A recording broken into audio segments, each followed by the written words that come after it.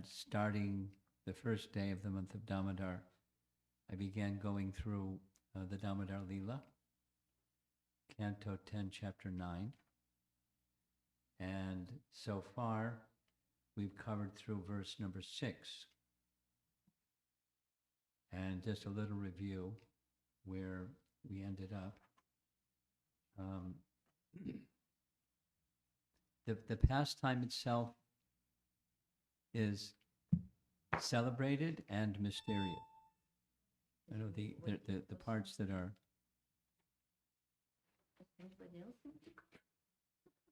We're not expecting anybody, but maybe you are. Okay.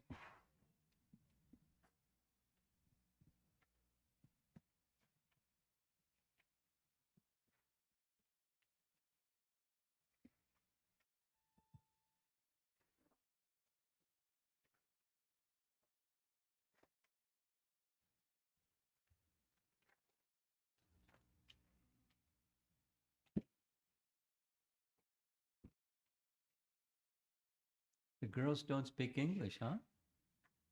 Russian, yeah. Huh? They speak Russian. They speak no English. A little bit. So what about school?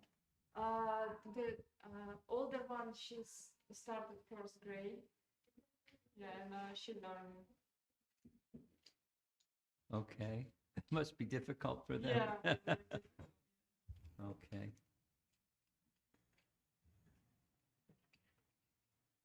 So I'll begin because of the time. And I'll speak a little bit loud so you all can hear. The Damodar pastime is found in Canto 10, Chapter 9. And since November 1st, when the Damodar month began, we started discussing the verses and the commentaries of our acharyas to help us more deeply enter into the mood and the message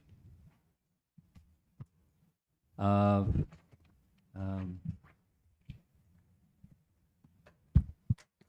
the Damodar pastime.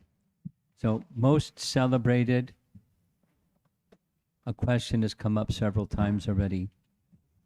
Why are we spending so much time on one pastime, a whole month, discussing the Damodar pastime?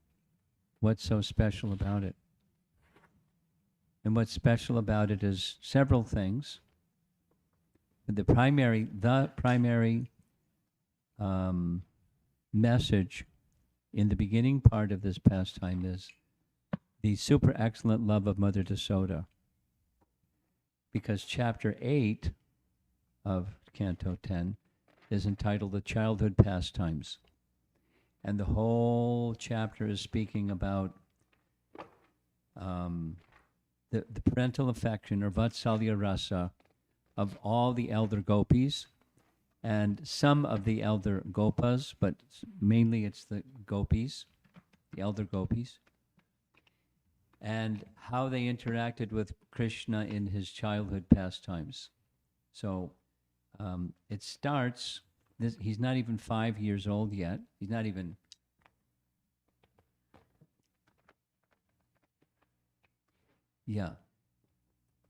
he's not even 3 years, 4 months old yet. Because they later is when the devotees from the elders moved from Gokul to Vrindavan. That was when he was 3 years, 4 months, and that was right after this pastime, the knocking over of the twin Arjuna trees, and the elders get together and say, you know what, it's too dangerous here for our children. It's spooky, troubles. Let's move. And they give their reasons why. And so the moving happens after this pastime. So he's about 3 years old, around 3 years old. So picture in your mind. He's toddling. He's beyond the stage of crawling. But in chapter 8, he's still crawling. He's learning to crawl. And it's really fun because he doesn't crawl in a straight line. He goes zigzag. And so many the parents having affection. He hears the tinkling sound of their ankle ornaments, and he thinks that's his mother. But when he finds out it's not his mother, he becomes startled and runs back to his mother, and Balaram runs back to Rohini. They're behaving like little children. And then once he starts walking, then comes the stealing of butter pastimes. And there's a whole long section on that, and how the gopis feel motherly affection for Krishna, and so forth and so on. And then we heard in the course of chapter 8 that Krishna wanted to be scolded. And Radha found that very astonishing.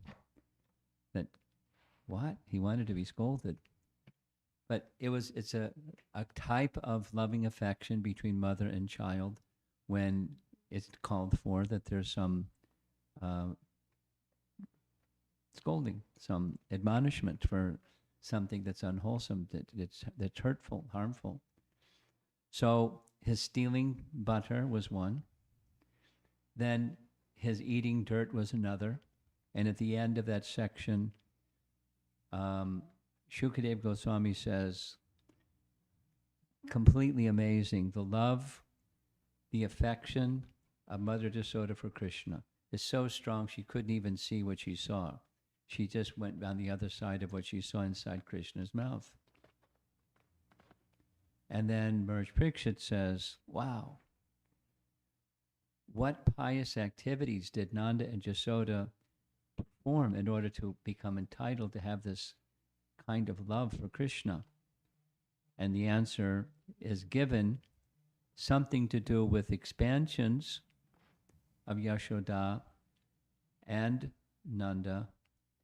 From the spiritual world, they expand themselves in the heavenly region, heavenly realm, Drona and Dar, and that story of Drona and Dar is told in the austerities that they underwent. But this chapter begins with Yashoda and Nanda. It's not a post that somebody can attain, like Brahma's a post, or Indra's a post, or the demigods, there's a post, and somebody can attain that post or position. But they're eternally in that position. They're direct expansions of Krishna's Shakti. They're not Jiva Tattva, they're Shakti Tattva. They're special extensions of Krishna's own potency.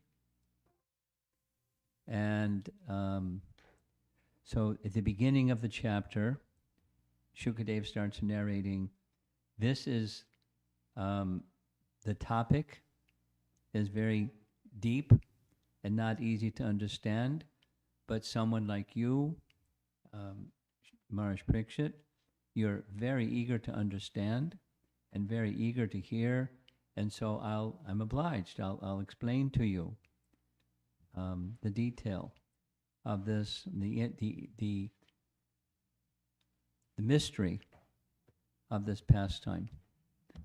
So then the pastime begins, where it's Diwali Day. Diwali Day comes once a year in the Vaishnava calendar during this Damodar month. And it's during, like we just had the full moon, the Purnima.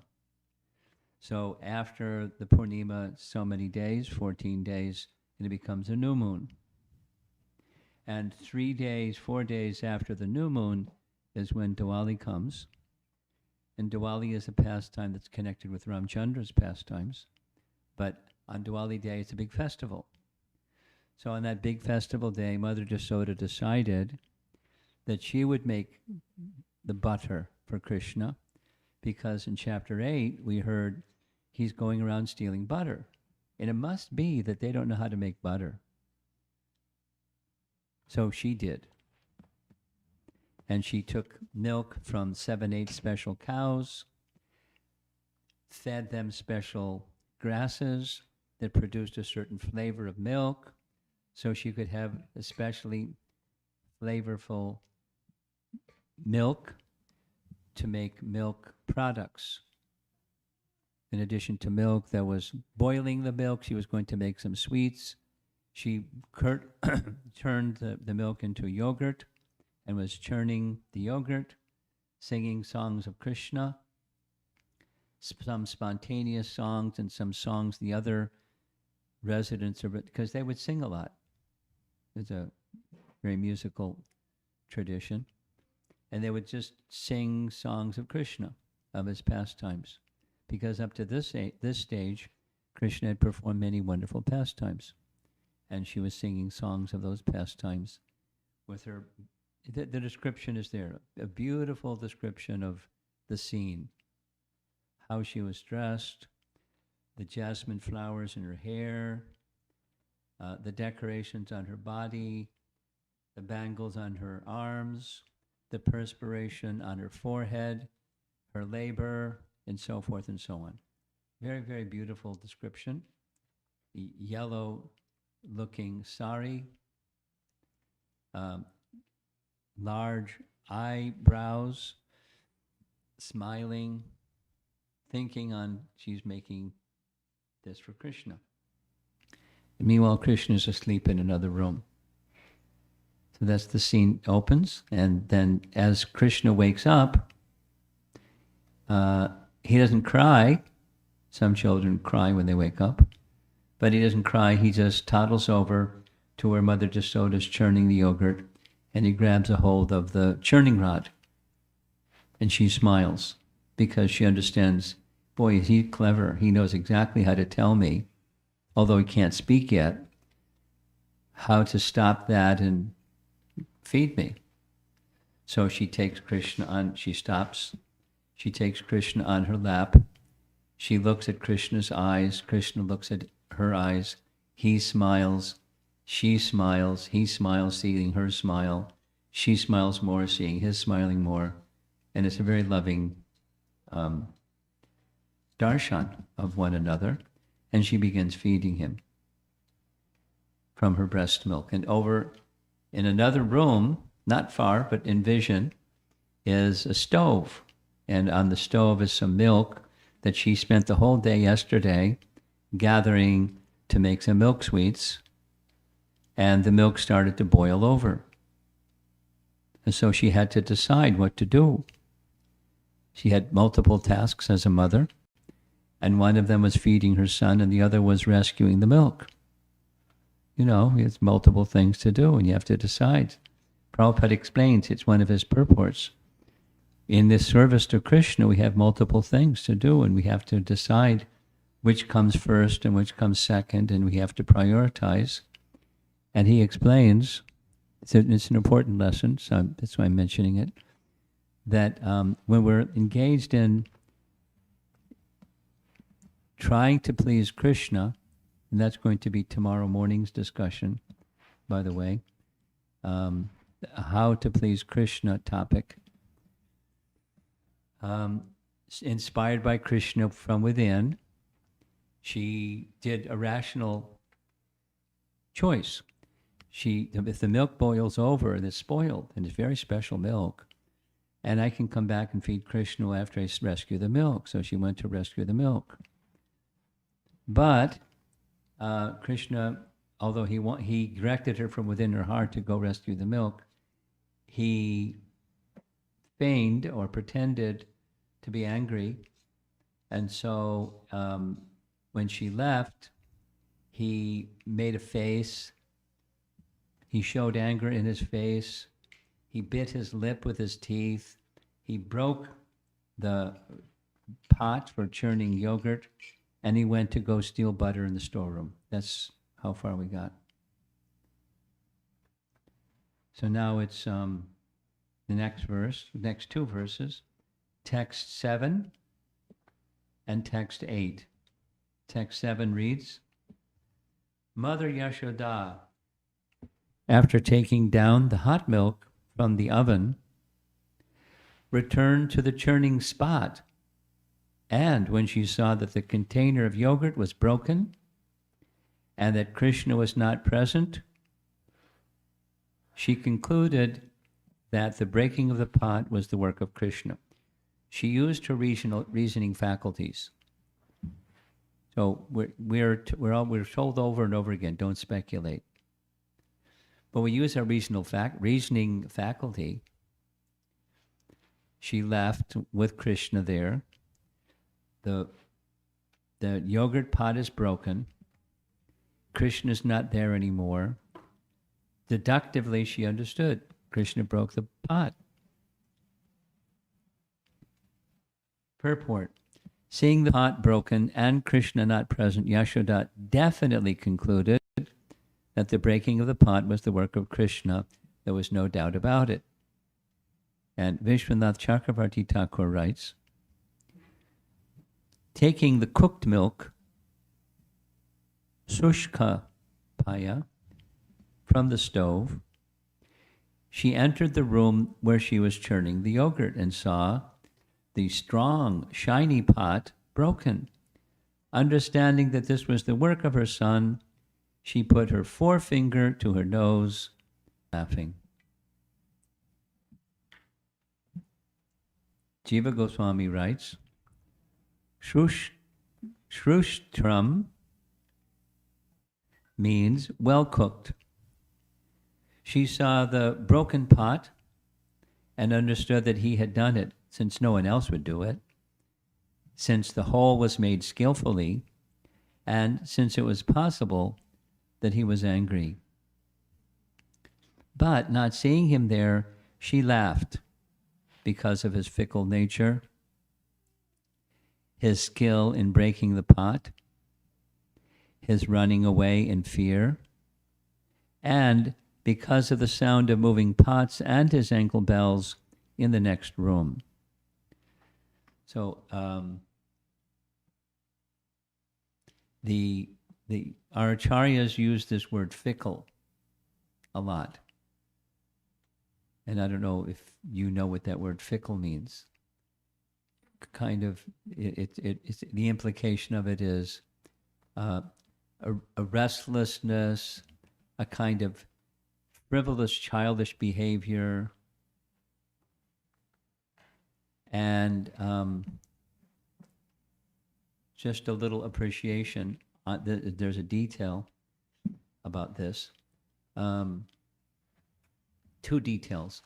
In Chaitanya Charitamrita, we find a description. Krishnadas Kaviraj gives a description of 33 sanchari bhavas. Sanchari bhava means steady ecstasy. There's steady ecstasy comes after a sudden burst of ecstasy that subsides quickly. Kind of like comparing an ocean where there's waves. So there's an ocean of rasa, bhakti rasa. The spiritual world is bhakti rasa. That's Rupa Goswami's conclusion. And rasa is like an ocean where there's waves that rise and then they fall, and then smaller waves that rise and fall, and some of those waves mix with other waves. And when you have all the bhavas, the waves of ecstasy, expressions of ecstasy mix with one another, that's what prema is, by definition. Say it the other way. Prema is a mixture of different rasas interacting with one another in such a way that it produces prema. So this fickleness is one of those. It's an ecstasy. And not only devotees find ecstasy in relation of their dealings with Krishna, Krishna finds ecstasy in his relationships with other devotees, including the Mother Yashoda or the elder gopis. But it's a childish stage. When he becomes a little older, he doesn't do the fickle things, the restless, childish, silly things. But it's part of his childhood pastimes. And when the gopis see it, they love it. They're delighted. I mean, they sometimes will speak about it, speak to one another, speak to Mother Yashoda. You know what your son does? Da, da, da, da, da, da, da. But it's not, they're not complaining, they're enjoying the nature of he's very clever, and he finds different ways of just doing very silly things. I'll give one example that I like. It's found when the elders are moving from Gokul to Vrindavan, and they put everything, all their property, everything, onto bullock carts within 24 hours, and they're uprooting their whole homes and everything and all their paraphernalia in one day. But the bullock carts have to cross the river. So Mother Yashoda and Rohini are on a large cart, so the little boys won't get wet, and the two boys are on the cart with Mother Yashoda and Rohini. And so Krishna is doing this fickle thing. He says, why are those trees moving? And Mother Yashoda says, the trees aren't moving, the cart is moving, the trees are standing still. And Krishna will say, what kind of tree is that? The one that has a long beard? And, there's a certain kind of a tree that has a leaf that grows down and has a point to it. Looks like a beard, a man with a beard. So she gives the name. So, and on and on and on. He's behaving like a little boy would behave with his mother. And then, then he taunts Balaram, and Balaram taunts him back, and they're behaving just like little boys. It's really there's details of this described by Jiva Goswami and Gopal Champu. Anyway. It's for the pleasure of his mother and his mothers, and for their own pleasure they enjoy. They enjoy giving pleasure to their mothers. The mothers enjoy seeing these pastimes of Krishna and talking about them and singing about them and so on. So she laughed, seeing this broken yogurt pot. Just see his fickle nature. I had to go just for a moment and get the milk off the stove and look at this. Oh, this boy. Sanatan Goswami writes, Yashoda immediately took the milk from the fire. She saw that the yogurt was flowing from the pot and understood that Krishna had done this. No one else would desire to do this or was capable of doing this. Not seeing him there, she laughed, because it displayed his fickle nature, his skill in breaking the pot, and because he had fled in fear. She quietly pursued him on her tiptoes. She was sneaking up to catch him. Next text 8.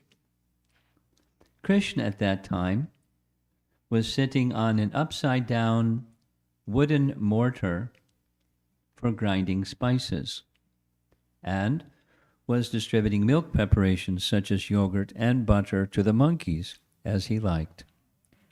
Because of having stolen, he was looking all around with great anxiety, suspecting that he might be chastised by his mother, Yashoda.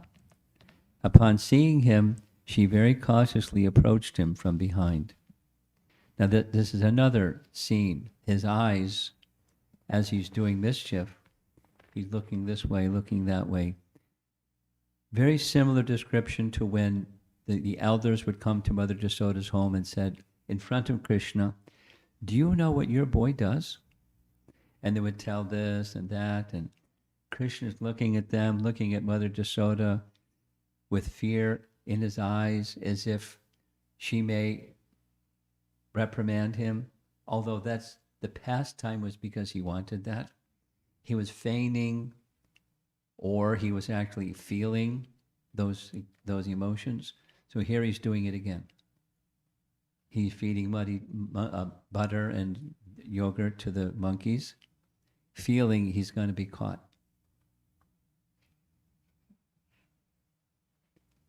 So his eyes were anxiously looking here and there. Vishwanath writes,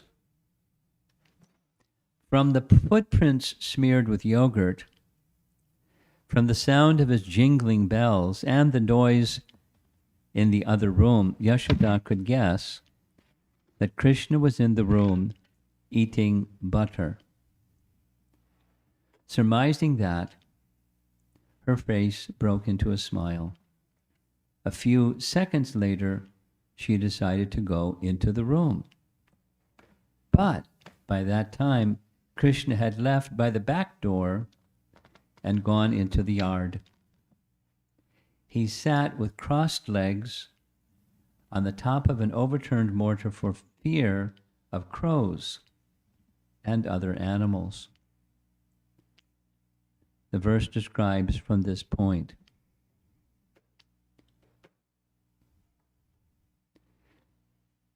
Having stolen the pot hanging from the ceiling, he had brought it there. He was afraid of being beaten by his mother for having stolen the butter, and therefore he was looking around in fear, looking for a path of escape.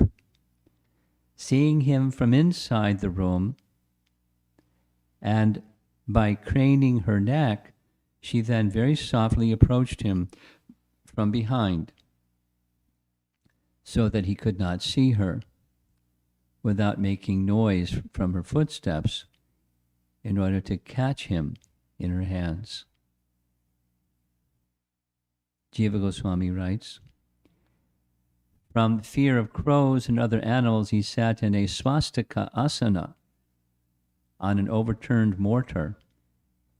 After going into the storeroom and eating some butter, he took the pot, which had been hanging from a rope, which indicates his cleverness, and went behind the house by the back door to a solitary place to fool his mother. His mother approached from behind, so he would not see. And that back door is purposeful. It's purposeful. It's where the twin Arjuna trees were. That's where the mortar was. And that's what Mother Yashoda bound him to. So when he pulled the mortar, the two trees fell over. So he's already outside. He's not in the storeroom anymore. Many times we see paintings of Krishna stealing butter, and there's all kinds of that's from chapter 8. Those stealing of the butter pastimes where there's rafters and the boys get on each other's shoulders, and he uses a stick to poke a hole in the pot that's hanging from the rafter if he can't reach it, so the milk or the yogurt or the butter drips down, and the boys are there capturing it with their mouth open, and all those pictures, that's from chapter 8. Now this is chapter 9, and he went into her storeroom, not their storerooms. And often we see the painting that she's holding a little, it's called a lati, a little skinny stick, like, the size of your finger, little thing. And she's holding it. What we hear is he's never seen her do that before. So he was surprised. And he showed his astonishment and thus his fear. Maybe she'll whack me.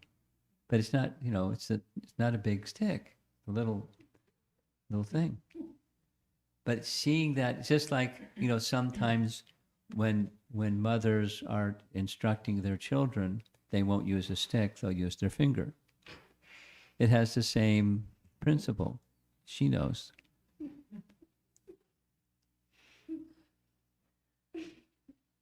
But it's scolding. So she had no intention of hitting Krishna. It was what he wanted. The very beginning of this chapter is, Sanatana Goswami says, Krishna was not satisfied with the rasa of being scolded. He had tried it twice, and now he really wanted to make sure it happened. So he's doing something to make sure it's going to happen. But so it's his joy, but so It's a mystery why a child wants to be scolded. It's another mystery if he looks fearful, and it's another mystery if he's just orchestrating the whole thing so he can feel fearful, or have that relationship with Mother Yashoda where she has to throw away the stick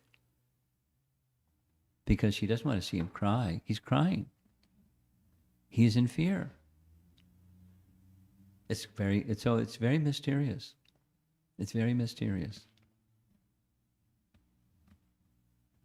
But it's filled with sweetness. That's the main emphasis, that according to what's said in the previous chapter 8, in this chapter up through verse 22, it's all a build-up for 2 verses, 21, 22, we'll get there, where the uniqueness of Mother Yashoda's love, the superlative nature of Mother Yashoda's love is described. Wherever there's love of mother for child, that's very special. What to speak of the love of the residents, the elders, the elder gopis towards Krishna is super special, and superlative is the love of Mother Yashoda, unequaled by anyone. Her love is her parental love is very, very special. And that's what this pastime is glorifying. And there's details. So here's Sanatan Goswami with a detail. He was sitting carefully on top of an overturned mortar and was feeding the monkeys. The singular, or markaya, is used to represent the class of monkeys. Oh, in other words, the Sanskrit says he was feeding a monkey, but he was feeding monkeys because there's a whole group of a certain kind of monkeys.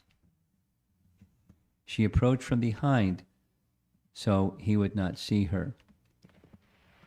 Of course, he sees her eventually, and his fear was confirmed, and he starts running, and she's running after him.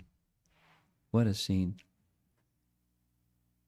And he allows her to catch him after some labor, when he sees her laboring so hard to catch him. But who can catch Krishna? Who can catch Krishna? We have this nice, there's a verse in Ishopanishad that says he can overcome all others running. And we have this description when Krishna's in Mathura, and after 21 times of Jarasandha coming with armies to destroy Krishna, and he gets destroyed every time. Finally, the 22nd time, it's Kalyavana. Kalyavana? You remember his name? Kalyavana. He lived in what is now Afghanistan. That was his kingdom. And Jarasandha was over on the other side. Whoops, from your side. He was over in the east, and Mathura is over here, north, and Afghanistan is up here. So Kalyavana was the king, the chief of the Yavanas. That was where they stayed, their kingdom. And so they converged on Mathura for a battle. And when Krishna saw them coming, you know what happened, right? Radha, you know what happened? Yeah? Krishna said to Balaram, there may be danger for the Yadu dynasty members. You hold off both armies. I'm going to arrange to take all the Yadu dynasty members to Dwarka. So Dwarka was built in a jiffy, and he transported them all, gave them all their residential quarters, and came back to the battlefield. And when he came to the battlefield, he went right onto the battlefield, and Kalyavana had never seen him before, but he recognized him from description, and he started charging at Krishna for battle. We know what Krishna did. He ran from the battlefield. But he ran in such a way that he was just out of reach of Kalyavana. So Kalyavana tried to run a little faster. So Krishna ran a little faster, which just out of the reach of Kalyavana. And he kept going like that. So Kalyavana couldn't catch him, but Mother Yashoda could catch him. Even that he remained just out of the reach of Kalyavana. That was also a transcendental potency of Krishna, because he could have just like disappeared and, he's gone, or way ahead of him or whatever.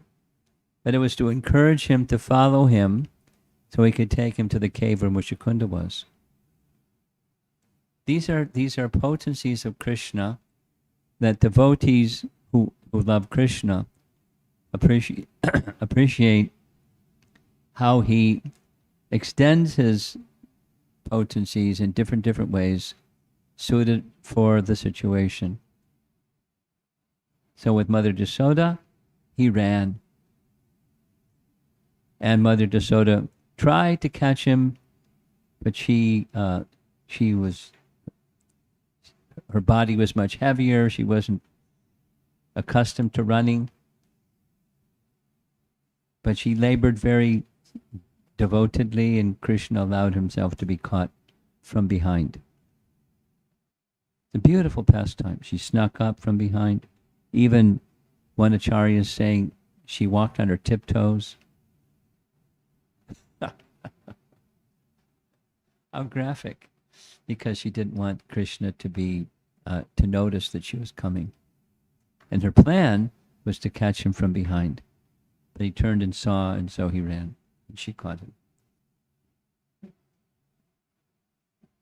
It's the love of Mother Yashoda captures Krishna. That's the theme.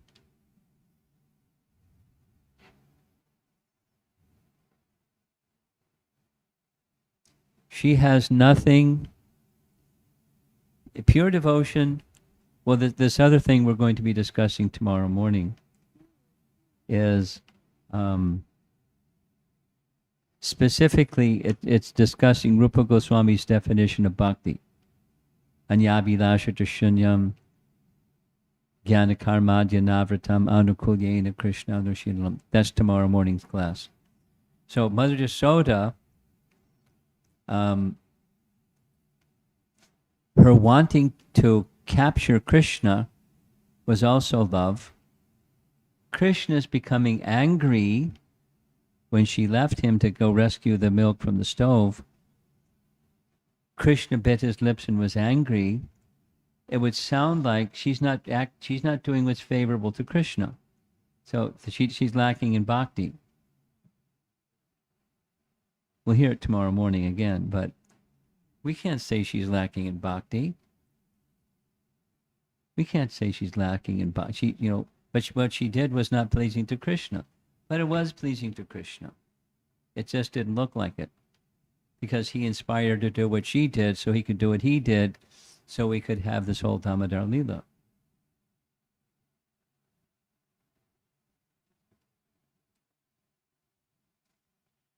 Or like Arjuna, declining to do what Krishna wanted. Well, then that means Arjuna didn't have bhakti. We can't say Arjuna didn't have bhakti. But he was doing what he was doing because it was arranged by Krishna. So that's maybe, somebody may go, oh, you Hare Krishna people. You just get a brush that's white and you paint everything white and it looks nice. But it's the ways of love. It's said by our acharyas that the way of love is like the movements of a snake. That doesn't sound very complimentary, but the example is, if someone wants to go from point A to point B, you just go from point A to point B. But a snake doesn't do that. The snake goes like this to go from point A to point B. It doesn't move in a straight line. So love doesn't move like that. But there's one, point A to point B, focus. Mother Yashoda's only focus is pleasing Krishna. So even when she's displeasing Krishna, she's pleasing Krishna. Because her intention is to please Krishna. You could say it negatively, she has no intention to displease Krishna.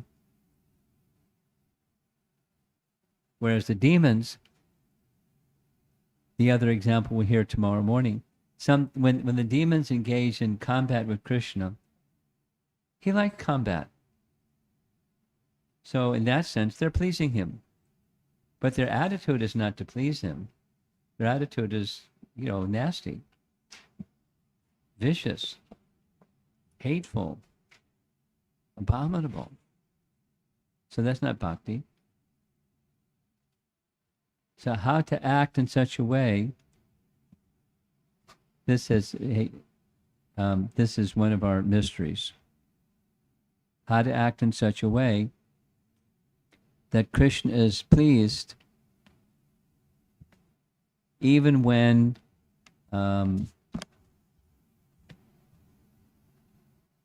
we don't exactly know what's going to be pleasing to Krishna. Right? How do we know what's going to be pleasing to Krishna? We're not perfected souls. We will have some other idea of what's pleasing to Krishna, perhaps, than what's pleasing to Krishna. So what do? You can't freeze. You have to do stuff. So the intention that Krishna should be pleased is at the foreground always. Anukulyena Krishna Anushilanam. We'll hear about it tomorrow morning. So let's see if there's some discussion. Damodara Lila. Radha has something. We can count on Radha for some questions.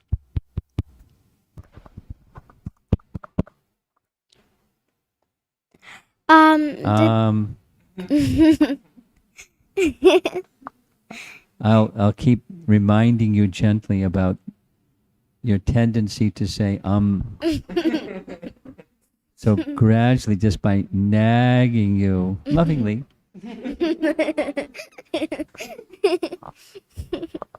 you'll check that tendency maybe.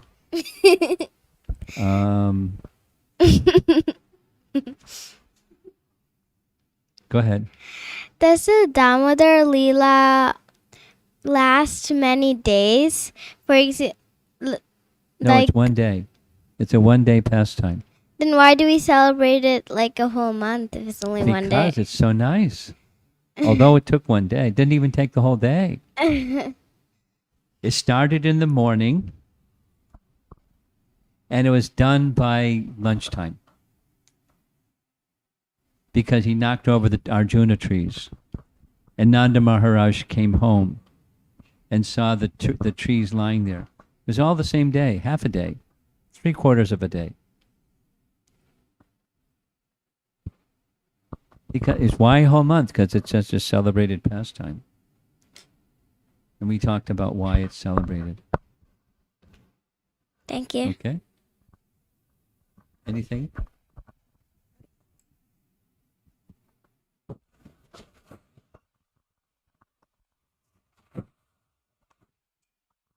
Hare Krishna Guru Maharaj. So the question I had was in the last section you mentioned that Yashoda mother did something. It seems like it is disservice, but actually it is a service. What Yashoda mother did in scolding or holding back Krishna. So with reference to that, I was wondering when Bhishma Dev was Bhishma Dev challenged Arjuna, and Krishna took up the arms which he was not supposed to in the battlefield. In that situation, was it Krishna who wanted Bhishma Dev to instigate him, or is it like Bhishma Dev wanted that chivalry rasa to be enjoyed by Krishna, or whose thought was it? Like, was it like it's mutual? Love is mutual. Krishna wanted and Bhishma Dev wanted. Bhishma Dev wanted to show the glory of Krishna, that he holds the love of his devotee above anything else, even his own word. He holds the love of his devotee above everything else, even keeping his word. Bhishma Dev wanted to show that because he knew he would protect Arjuna, and he knew that Krishna had taken a vow, I won't fight. He'll break his vow because Bhaktavatsala. I want to see that. I want the world to see that. Wanted to glorify Krishna. Yeah. He knew. Thank you, Maharaj. And Krishna wanted to have that chivalrous exchange with grandfather Bhishma. Thank you, Maharaj. Okay. Anyone else?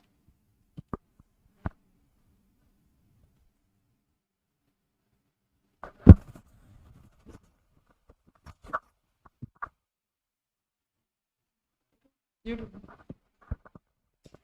not yet. No.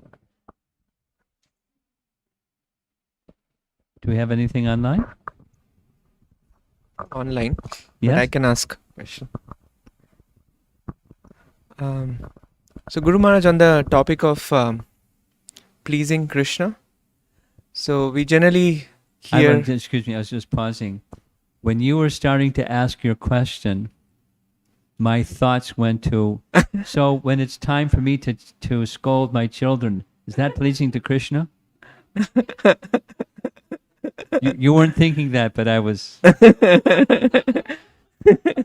What if he asked that question?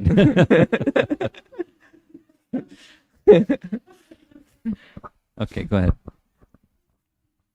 So on the topic of pleasing Krishna, we generally understand it as Yasya Prasadat Bhagavat Prasado, by pleasing the spiritual master and following the instructions of the spiritual master. That's one way of pleasing Krishna. Other way of pleasing Krishna is carrying the intention in the normal course of our activities by asking the basic question, if I do this, would it be pleasing to Krishna? I'm just thinking, what are the various ways we can cultivate the mood of pleasing Krishna as we go through our, so to speak, chores and day-to-day activities.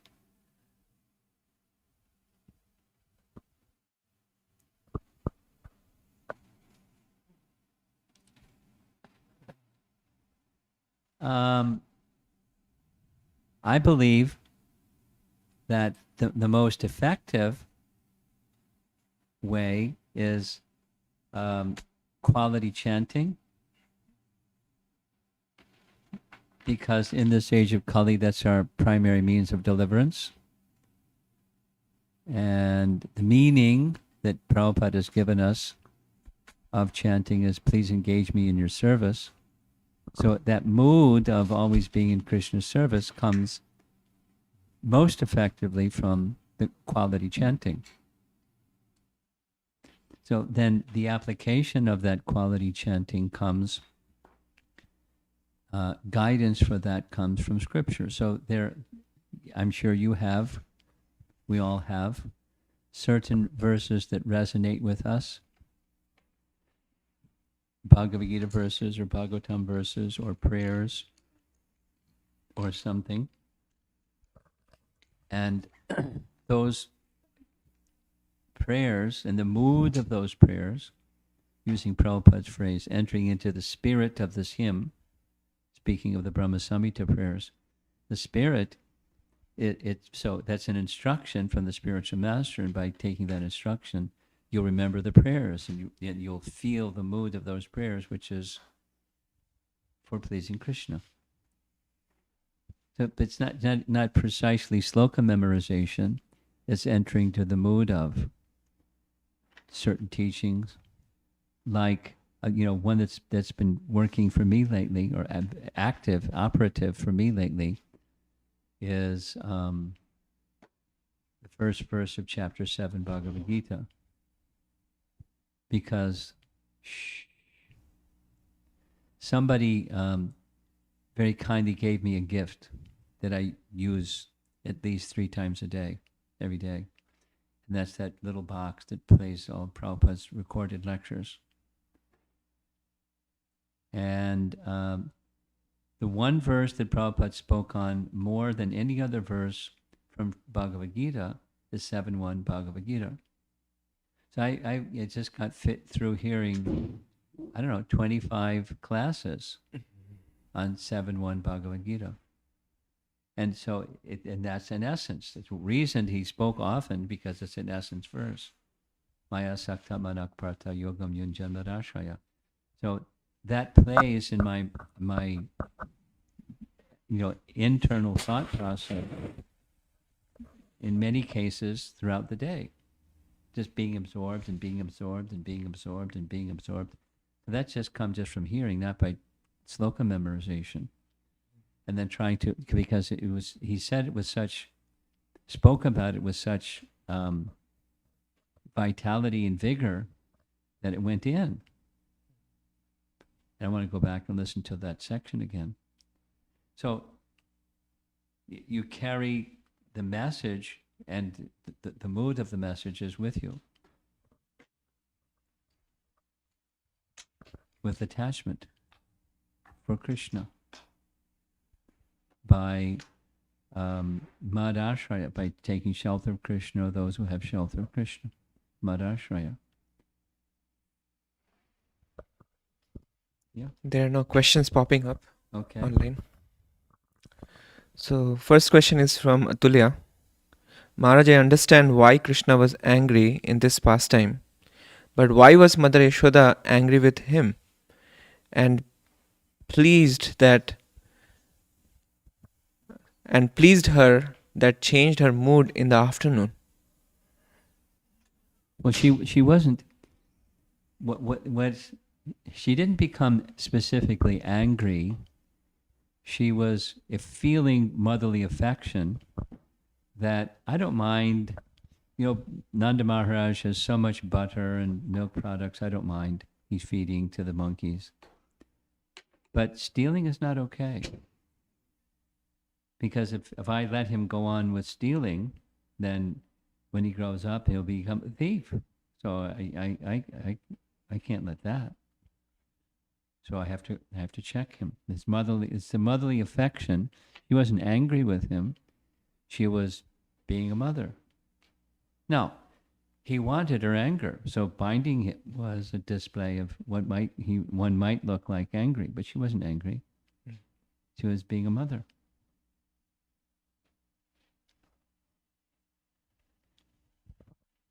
Okay. Something else? Next question from Kokila Suresh Prabhu.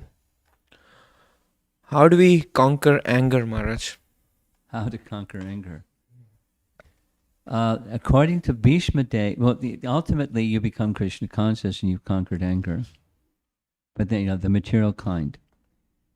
But what Bhishma Dev says is by forgiveness, you can curb it.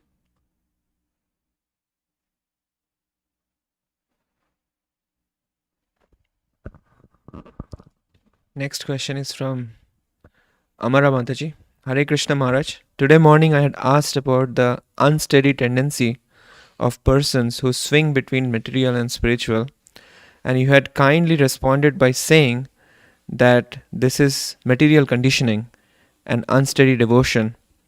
Later I was thinking of the verse where Krishna says a person not too attached or not too detached is a good candidate for bhakti. Of this effect, sorry I couldn't find the verse. That's the 11th canto verse. Can we relate between unsteadiness or swinging between material and spiritual and not being too attached or too detached from the material world? Yes. But the steadying is both internal purity and holding fast to the instructions. That's where steadiness comes. Okay. It's the last question. That's it.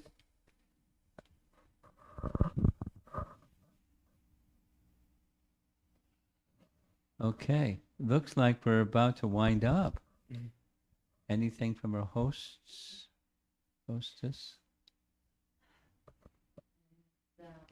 Microphone? Carmen? This is dirty. Go ahead. You're very enthusiastic this evening.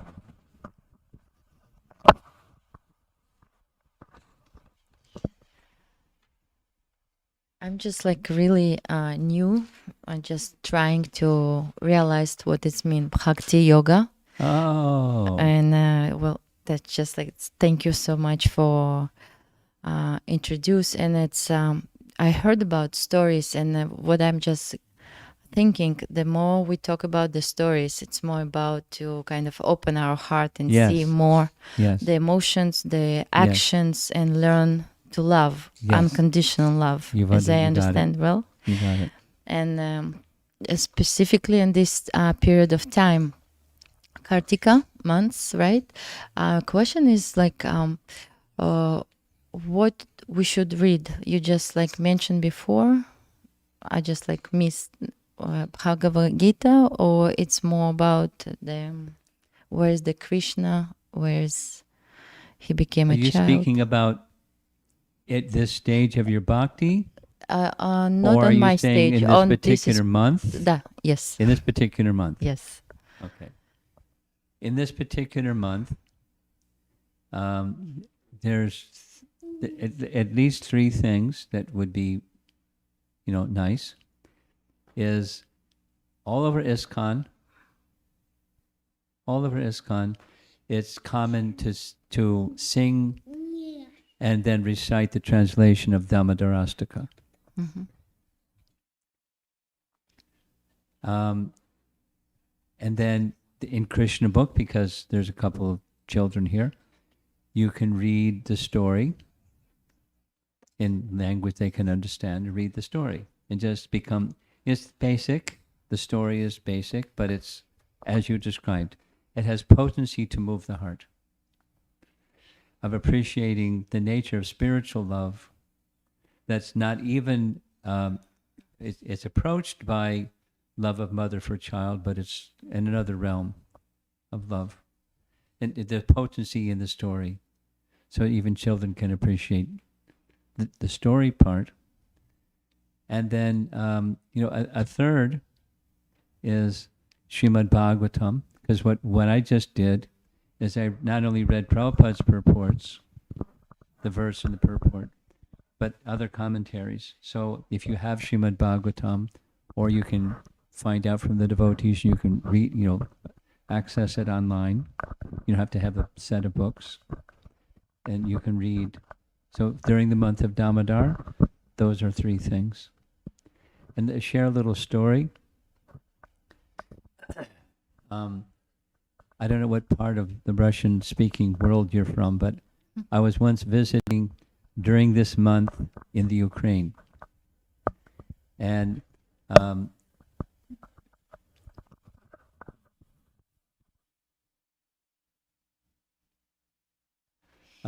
we drove from Kiev to Kharkov, and it's a long ride. Yeah, You're from Ukraine? yeah. Okay. I grew up in Ukraine. Okay. So in the car with, three of us, Naranjan Swami and somebody else and a driver and myself. So we got there in the evening. This is the month of Damodar. They purposefully had not made a big promotion. It was just like the friends and circle of friends. There were about 200 people there. It was an old building, big stone building, not heated. Everyone had their big hats on, their big coats on, and there they were offering lamps to Damodar, singing the Damodar Astakam song. 200 people that didn't know nothing about nothing. But it's so joyful. So and seeing this as you were doing, making offering of a lamp and offering of a lamp. So it's very nice. And, the children will appreciate offering if you do it in a way it's safe. They offer a lamp. Do it in a way that it's safe. They're not going to burn themselves or anything else. And, appreciate the meaning. And it's done in homes, in devotee homes all over the world for the month of Damodar. Sing the song. It's very short. Maybe 10 minutes. Sing the song, read the translation, offer a lamp while you're singing the song. And it's nice. Are we gonna do it? We're not prepared this evening, but, when we get to our destination, because it's a long drive getting back, we can send you the words. No, I have words. Oh, you have the words. Yeah. Well, so the children can appreciate. It's probably available in Russian as well, the Russian Yes, translation. We have in Sanskrit and in Russian too. Oh, good. Okay, so you can. Our friends take care of us. And then with the melody to use, Yes. we'll make some arrangements so you know the melody to sing. You probably have it recorded in Russian, some singer, and you can just play it and sing along with them. I mean, there's different ways you can do it. Once you get the hang of it, then it becomes just really sweet. 10 minutes. Yeah, a picture of Mother Yashoda binding Krishna with rope. It's a classic in the whole month. Nice way to meditate on the sweetness of Mother Yashoda's love and the sweetness of Krishna's reciprocating with her love in his childhood pastimes. 2 more questions. Okay.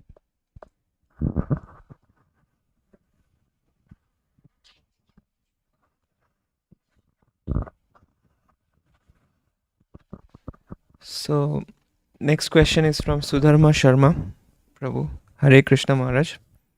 In this Kartik month, reflecting on the Vancha Kalpatarubhyascha, that verse, please explain how to sincerely beg forgiveness from devotees. From your heart. I mean, how to be sincere is the question. How to be sincere is the question. So you be sincere by being sincere. That's Prabhupada's answer to that question. And you don't just, it's not lip deep, but it's heart deep. When you say you're requesting forgiveness, it's, and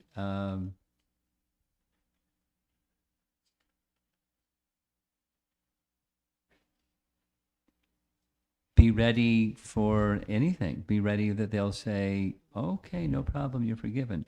Or forget it, you're a rascal. Or they could say anything in between. There's nothing they could say, there's nothing to ask forgiveness for. Why are you speaking like this? There's nothing wrong. So don't be attached to a result is the point. I want a certain response from the other side, and if that other response from the other side doesn't come, I may again feel disappointed. So don't have expectation, just from your heart, genuinely seek forgiveness for something. Next question is from Uttam Bhakta Prabhu. I have heard a few times here locally that milk boiling over in the kitchen while Mother Yashoda was feeding Krishna wanted to commit spiritual suicide. Is that mentioned in our Acharya's comments? Yes. It's not common, but it's mentioned. The mention is made that everything in the spiritual world is conscious. An example of this is when Krishna enters the forest playing upon his flute, calling the cows, the flute sound is heard by even inanimate entities, the rocks, the rivers, and so forth, and they respond to the flute sound. So even inanimate objects, they're conscious. Anyway, did I answer his question? I lost track of the question. Yeah. Yeah, that's all he has. Okay. That's it? Okay. Radha has one more. Actually, should they want? Actually, I actually have a comment on A comment. yeah Okay. on her question. A comment to her question. So, there's a site called Amala Bhakta Narrations. I can't hear you with your mask on. There is a site called Amala Bhakta Narrations. Amalabhakta narrations. Yeah, and it has books, and including the Srimad Bhagavatam and Bhagavad Gita and Lilamrita and Everything. all that stuff. Yeah. Ramayana and everything. Yes, and it's really good for children and for people who want to hear just naturally. So that's a good site. So you show her how to find it at the end. At the Maybe end. later, maybe after the class. After the class, right? At the end. Okay. Srila Prabhupada ki. Shri Radha Damodar ki. Gaur Premanandi.